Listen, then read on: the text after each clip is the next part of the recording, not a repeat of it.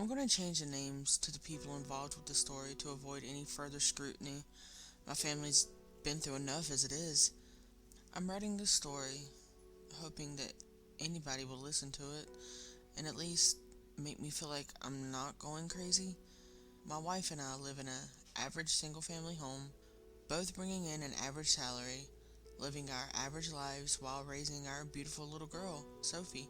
We lived so peacefully up until a few months ago, on the day of my daughter's 5th birthday party.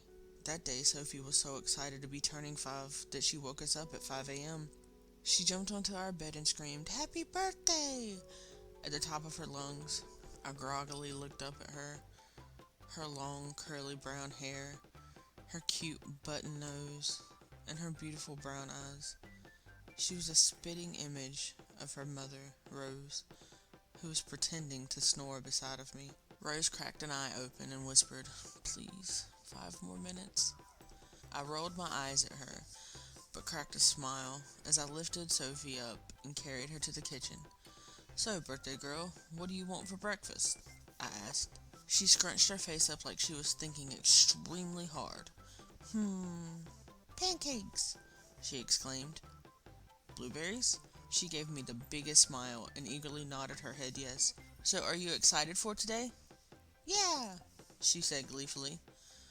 "Oh, Grandma and Grandpa are coming too, so make sure you give them lots of love." Breakfast was easy, but my head throbbed as I thought of all the things that we had to do today. Kids' birthday parties are always like that, though.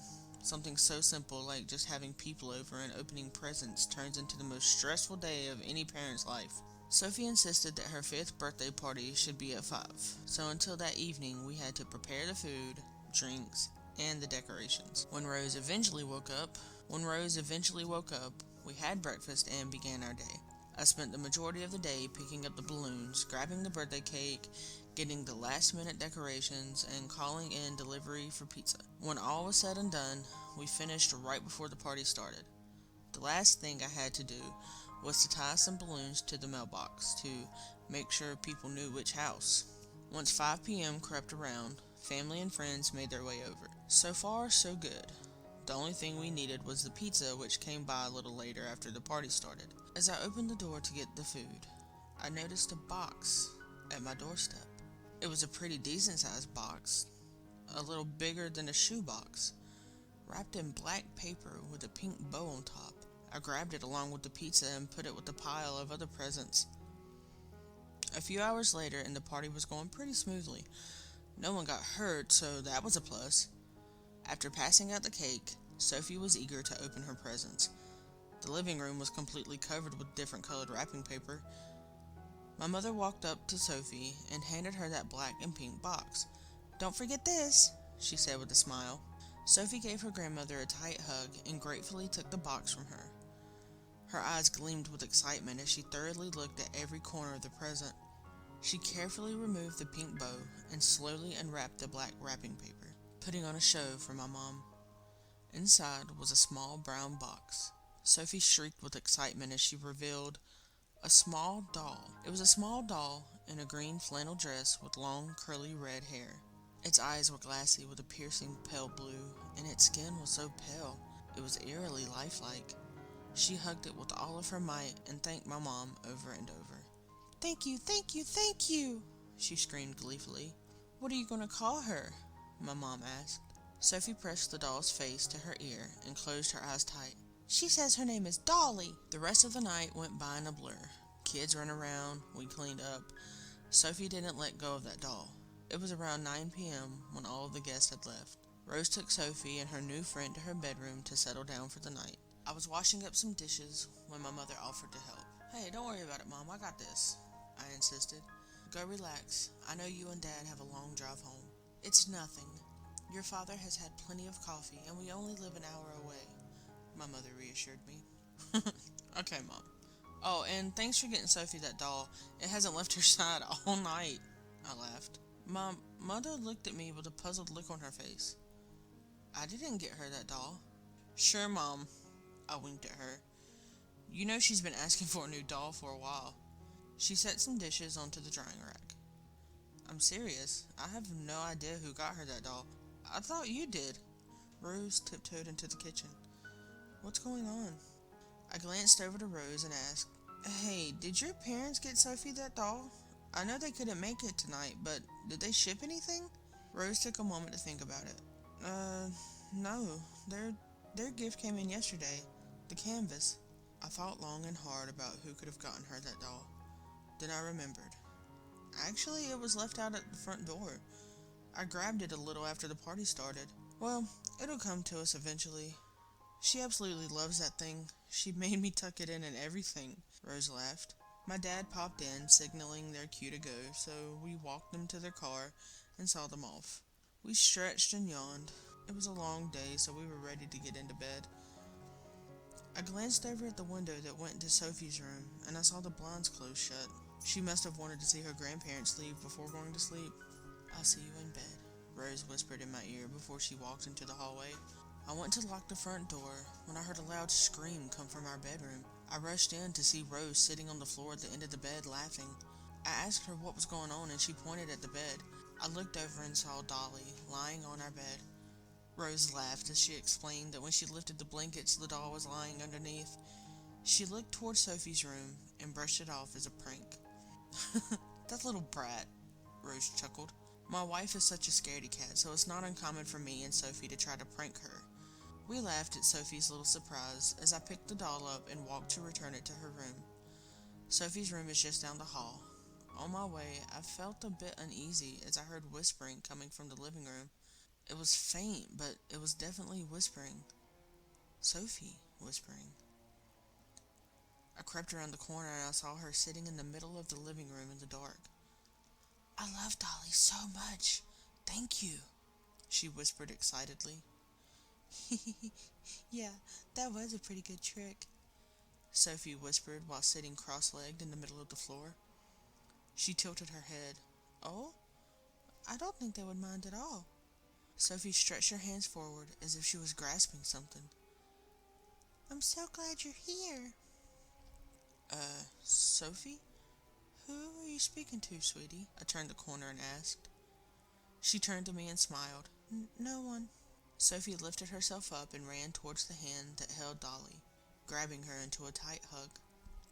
She looked up at me and asked, Daddy, do you love Dolly? I laughed. Well, of course, sweetie. If you love her, I love her too. Good. Dolly and her friend said they love you too, Daddy, she said. Dolly and her friend? I was going to ask her who her friend was, but she ran off into her bedroom. Who was she talking to? She never had an imaginary friend before. I thought she was getting too old for that. But I didn't think anything of it. She's 5, so I doubt she understands proper pronouns and sentence structures. I brushed off her whispering as some kind of kid stuff. The following morning, I woke up earlier than normal. I had difficulty sleeping that night. Even though I was fully dressed in pajamas and had a blanket over me, I felt like I was freezing last night. I asked my wife about it, but she said she slept soundly. I thought I was coming down with something, so I checked my temperature just in case. But everything was normal. It was a Sunday, so my wife and I were free. We had asked Sophie what she wanted to do that day, but she simply told us that she was busy playing with her new friends. When Rose asked who she was talking about, she simply answered, Dolly and her friends, then rushed to the backyard with the doll tightly in her grip. Friends? I thought to myself. Was she conjuring more imaginary friends? I brought it up with Rose, but she shuddered at the thought. Don't tell me that. The doll is creepy enough as it is. I don't need imaginary friends to add fuel to the fire. Don't be such a baby, I teased. You didn't have an imaginary friend growing up? My loving wife ignored me and continued to scroll through her phone. I looked out the window to the backyard and saw Sophie standing with her hands covering her eyes and yelling out, One! I looked around the backyard assuming she was playing hide and seek. 2! I wondered how many friends were hiding. 3! Maybe I should sneak back there and hide too. 4! I saw Dolly sitting against a tree we had. 5! Dolly wasn't by herself. 6! There was something behind the tree where the doll was. It was tall and naked. 7! Sophie began to giggle. It peeked behind the tree, a long, slender shape with gray, bruised skin. Hey, she laughed. I can hear you. Where its eyes were supposed to be, there were two dark voids that poured a black ooze. 9. It looked towards Sophie and smiled, a disgusting, toothless smile. Blood began to pour out of its gums, and it began to walk towards her. It didn't move right. It moved like it was imitating a person walking. It was exaggerated and clumsy. 10. Sophie! I shouted as I rushed to the backyard. She jumped in shock and removed her hands from her eyes. She began to tear up as if she was in trouble. I scooped her up into my arms. I looked towards the tree where that thing was and just saw that doll sitting there. Rose rushed out and asked what was going on, but I didn't know what to tell her. Sophie sobbed in my arms, and her mother quickly grabbed her away from me and brought her into the house. Daddy didn't mean to scare you, I heard her say as she walked away. I looked over at the tree and there was nothing there. I picked up Dolly and I stared at her. I brushed off some grass that had gotten onto her face, and I felt sick. The skin felt so real. The next few days went, and we kept having these small incidents. It started off with small things being misplaced. Sure, I'd lose my keys, but one day they ended up in the coffee pot. I yelled at Sophie, but she said it wasn't her. Rose began to feel really uncomfortable around the house too. She insisted that we all leave the house together. When I asked her what was wrong, she told me that the other day she had heard something whispering from Sophie's closet. I can't help it, but I was always skeptical about paranormal things. I even brushed off the hide and seek thing as seeing things from lack of sleep. But when my wife told me that she had started hearing things, I didn't think she was crazy. So I looked around her closet. Rose and Sophie went out one afternoon to grab some dinner, and I was inside Sophie's room, just staring at her closet. Sophie's closet was really small. If I were to stand in there, no one else would be able to get inside. I thought I was going crazy when I heard not one, not two, but a cacophony of whispers coming from behind that door. Whispers of different tones, some old and some young, women, men, animals.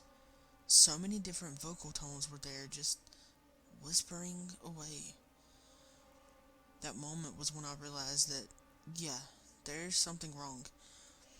There is something here that cannot be explained away with science. I stood there, right outside, and I was terrified. Eventually, the whispers starting to speak in unison. They started to say my name. Owen, Owen, Owen, Owen, Owen. My hands trembled as I reached towards the door handle, and I opened it. Silence. Pure silence. And the closet was empty.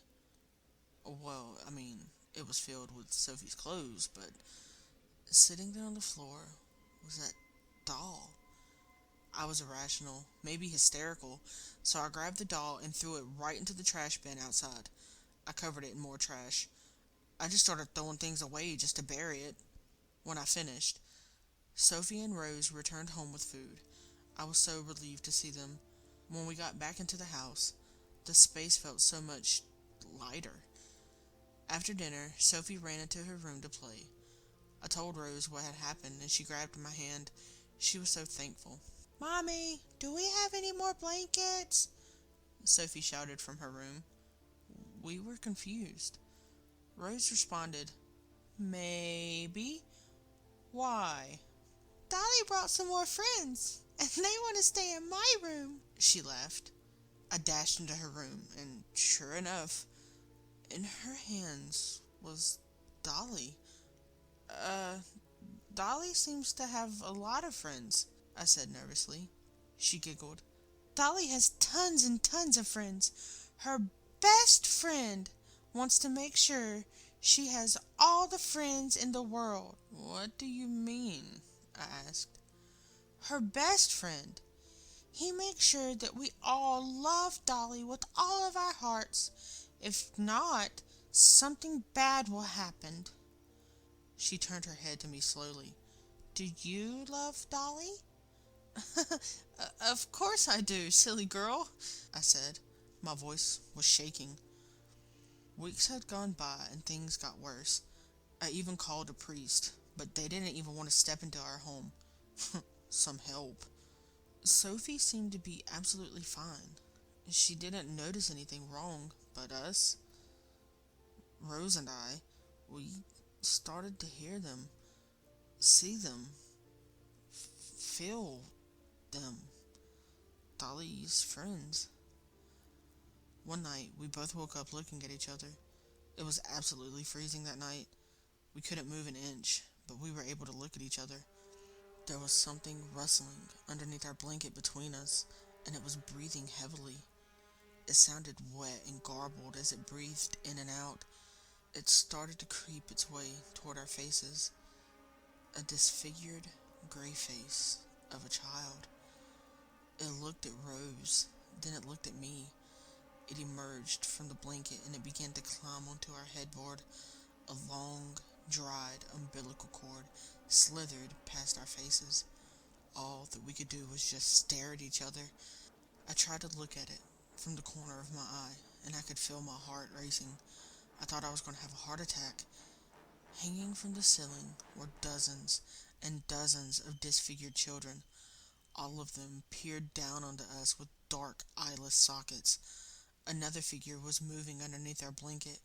Between us, it felt cold as its body brushed against me, and its head peeked out of the blanket. Dolly. We closed our eyes. We shut them tight with all of our strength as we were surrounded by the whispers. Owen, Rose, Owen, Rose. They whispered to us all night until we heard Sophie ask, Do you love Dolly? So we lay there in silence, nodding our heads yes in agreement. We feel like we're running out of options. I've tried burning the thing, throwing it out of a moving car, breaking it, cutting it, burying it, but it, it always comes back. And every time she comes back, she brings more and more friends.